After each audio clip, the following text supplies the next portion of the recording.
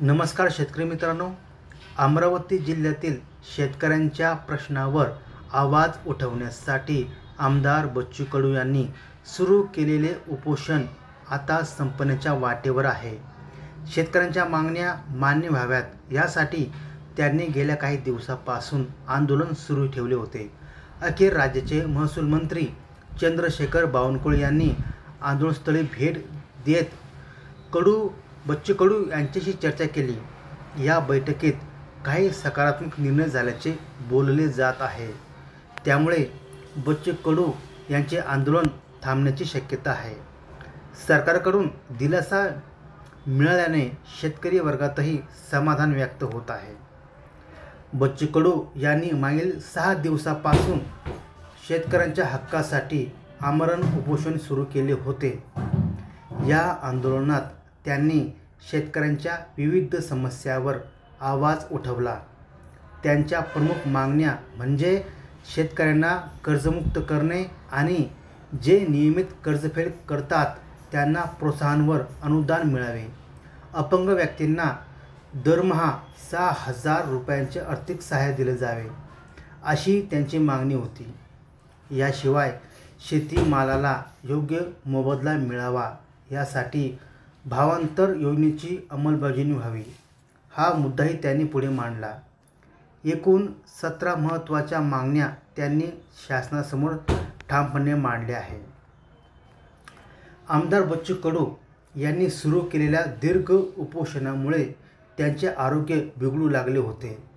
उपोषणामुळे त्यांना थकवा जाणवू लागला होता आणि वैद्यकीय उपचारांची गरज भासू लागली. या काळात त्यांच्या पत्नी नयना कडू यांनी केलेले भावनिक आवाहन राज्यभर गाजले. त्यांनी केलेले कळकळीची विनंती शेतकरी आणि सामान्य जनतेच्या हृदयाला स्पर्शून गेली. अनेक लोकांनी त्यांच्या भावना समजून घेत आंदोलनाला पाठिंबा दिला. समाजाच्या विविध स्तरांमधून मोठ्या प्रमाणावर समर्थन मिळू लागले. त्यामुळे हे आंदोलन एका मोठ्या जन आंदोलनात रूपांतरित झाले आहे. सुरुवातीला मुख्यमंत्री कार्यालयाकडून या आंदोलनाकडे लक्ष दिलं जात असल्याचं सांगण्यात आलं होतं. अखेर आज महसूल मंत्री चंद्रशेखर बावनकुळे स्वतः आंदोलनस्थळी पोहोचले. त्यांनी आमदार बच्चू कडू यांच्याशी थेट संवाद साधत परिस्थितीची पाहणी केली. बच्चू कडू यांच्या तब्येतीची त्यांनी विशेष काळजीपूर्वक विचारपूस केली. या भेटीदरम्यान आंदोलनामागील मागण्या समजून घेण्याचा प्रयत्न केला गेला. मंत्री बावनकुळे यांनी सर्व मुद्द्यावर सखोल चर्चा करत तोडगा काढण्याची तयारी दर्शवली. सरकार सकारात्मक भूमिका घेईल असा विश्वास त्यांनी व्यक्त केला आहे. या चर्चेनंतर मंत्री बावनकुळे यांनी आंदोलन थांबवण्याची विनंती शांतपणे केली. त्यांनी सांगितले की सरकारने दिलेले आश्वासने वेळेत आणि योग्य प्रकारे पूर्ण झाली पाहिजेत. जर तसे घडले नाही तर आमदार बच्चू कडू यांना पुन्हा आंदोलन करण्याचा पूर्ण अधिकार आहे, असे त्यांनी स्पष्ट केले.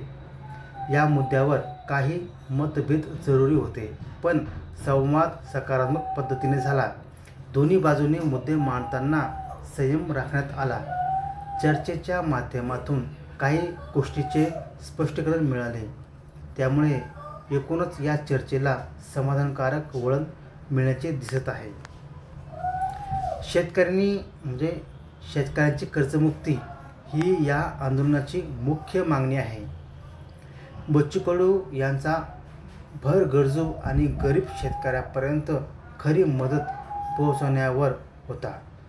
त्यांनी स्पष्टपणे सांगितले की मागील 2015 आणि 2019 मधील कर्जमाफी योजना अनेक अडचणीत असलेल्या शेतकऱ्यांसाठी प्रभावी ठरल्या नाहीत. यामध्ये अनेक वेळा मोठ्या शेतकऱ्यांना आणि राजकीय प्रभाव असलेल्या लोकांना प्राधान्य दिले गेले. त्यामुळे जे खरोखर संकटात होते त्यांच्यापर्यंत मदत पोहोचलीच नाही. बच्चू कडू यांनी या त्रुटी निदर्शनास आणल्या आणि पारदर्शकतेची गरज व्यक्त केली. त्याने त्यांनी पुढे सांगितलं की शेतकऱ्यांच्या कर्जमुक्ती संदर्भात मंत्री बावनकुळे यांनी एक महत्त्वाचे संविधान केले. त्यांनी सांगितले की कर्जमाफीच्या अटी आणि नियमांचा सखोल अभ्यास करण्यात येणार आहे. या प्रक्रियेत कोणताही शेतकरी वंचित राहू नये यासाठी पावले उचलली जातील. त्यासाठी लवकरच एक उच्चस्तरीय तज्ज्ञ समिती स्थापन केली जाणार आहे. ही समिती शेतकऱ्यांच्या अडचणी समजून घेऊन उपाययोजना सुचवणार आहे. विशेष म्हणजे या समितीत आमदार बच्चू कडू यांचाही समावेश करण्यात येणार आहे. त्यामुळे शेतकऱ्यांना अधिक विश्वास मिळवण्याची शक्यता आहे. सरकारने एका विशेष समितीची स्थापना केली असून ही समिती विविध प्रकारच्या कर्जाचा सखोल अभ्यास करणार आहे. यात तारण कर्जे, खाजगी सावकारी कर्जे यासारख्या सर्व कर्ज प्रकाराचा समावेश असेल. प्रत्येक कर्ज प्रकारची स्थिती आणि त्यांच्या परिणाम तपासून अहवाल तयार केला जाणार आहे. या अभ्यासानंतरच कर्जमाफी संदर्भात अंतिम निर्णय घेण्यात येईल. निर्णय घ्यायला थोडा वेळ लागला तरी तो योग्य माहितीच्या आधारावरच घेता येणार आहे. कोणत्याही घाईगडबडीत निर्णय न घेता पारदर्शक आणि न्याय पद्धतीने काम केले जाईल याबाबत सरकारने स्पष्ट आश्वासन दिले आहे. अपंग व्यक्तींना सध्या मिळणारे मासिक अनुदान खूपच कमी आहे असं मत बच्चू कडू यांनी व्यक्त केलं आहे. त्यांनी सांगितलं की आजच्या तुलनेत हा आर्थिक आधार शेजारील राज्यामध्ये किमान 6,000 रुपयामध्ये आहे. त्यामुळे आपल्या राज्यातही हा अनुदान वाढवावा या मागणीला मंत्री बावनकुळे यांनी सकारात्मक प्रतिसाद दिला आहे. ते म्हणाले की अपंग व्यक्तींच्या गरजा लक्षात घेऊन शासन या मुद्द्यावर लवकरच विचार करणार आहे. आर्थिक मदत वाढविल्याने या व्यक्तींचं जीवनमान सुधारेल आणि त्यांना अधिक स्वावलंबी होण्यास मदत होईल. समाजात त्यांच्या सहभागाला चालना मिळेल अशी अपेक्षा व्यक्त केली जात आहे. येत्या 30 जूनपासून सुरू होणाऱ्या पावसाळी विधानसभा अधिवेशनात अपंग व्यक्तींसाठी मोठ्या प्रमाणात मदत होण्याची शक्यता आहे. या अधिवेशनात पुरवणी अर्थसंकल्पीय मागण्यांच्या माध्यमातून आवश्यक निधी मिळवून अपंग व्यक्तींच्या मासिक अनुदानात वाढ करण्याचा प्रस्ताव मांडला जाणार आहे. या प्रस्तावामुळे आर्थिकदृष्ट्या दुर्बल अपंग व्यक्तींना मोठा फायदा होईल. सरकारने त्यांच्या जीवनमान सुधारण्यासाठी विशेष प्रयत्न करणे आवश्यक आहे. यावर भर दिला जात आहे. अपंगत्व असलेल्या लोकांच्या गरजा लक्षात घेऊन त्यांच्या सामाजिक सुरक्षेसाठी योग्य तो निधी उपलब्ध करून दिला जाणार आहे.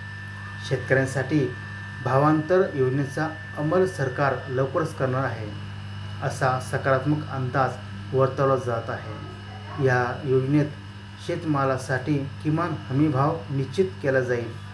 शेतकऱ्यांना बाजारात मिळणाऱ्या प्रत्यक्ष भाव आणि या हमीभावातील फरक थेट दिला जाईल. त्यामुळे शेतकऱ्यांचे आर्थिक नुकसान कमी होईल. भावांतर योजना शेतकऱ्यांच्या उत्पन्नात वाढ करणारी ठरणार आहे. या योजनेमुळे बाजारातील अनिश्चिततेपासून शेतकरी थोडेसे तरी सुरक्षित होतील. त्यामुळे कृषी क्षेत्राला मोठा आधार मिळेल. सध्या फक्त धान्याच्या उत्पादनाला बोनस दिला जातो, तर कापूस, सोयाबीन, तूर, ज्वारी, बाजरी, मूग, उडीद, हरभरा यासारख्या अनेक महत्त्वाच्या पिकांना अपेक्षित किंमत मिळत नाही. यामुळे शेतकऱ्यांना आर्थिक अडचणींना सामोरे जावे लागते. या पिकांचे योग्य भाव न मिळाल्याने शेतकरी दिवसेंदिवस आर्थिक दृष्टिकोनातून कमजोर होतात. जर भावांतर योजनेचा प्रभावीपणे अवलंब झाला तर शेतकऱ्यांना त्यांच्या उत्पादनाचा खरा फायदा होऊ शकतो. त्यामुळे काय झालं, शेतकरी मोठ्या आर्थिक नुकसानापासून वाचू शकतील. या योजनेमुळे शेतकऱ्यांच्या उत्पन्नात वाढ होण्याची शक्यता निर्माण होत आहे. शेवटी म्हणजे पिकांना योग्य बाजारभाव मिळणे हे शेतकऱ्यांच्या जीवनमानासाठी अत्यंत आवश्यक आहे. एकूण 17 मागण्यांपैकी 15 मागण्यांवर तत्काळ काम करण्यास संबंधित सरकारी विभागाने ठाम तयारी दाखवली आहे. या कामासाठी शासकीय ठराव जाहीर करण्याचेही स्पष्ट आश्वासन मिळालेले आहे.